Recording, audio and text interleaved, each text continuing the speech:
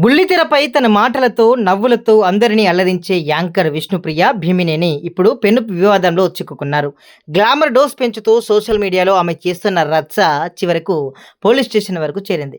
వివరాల్లోకి వెళ్తే గత కొంతకాలంగా విష్ణుప్రియ తన ఇన్‌స్టాగ్రామ్ ఖాతాలో పోస్టు చేస్తున్న వీడియోలపై తీవ్ర విమర్శలు వ్యక్తమవుతున్నాయి.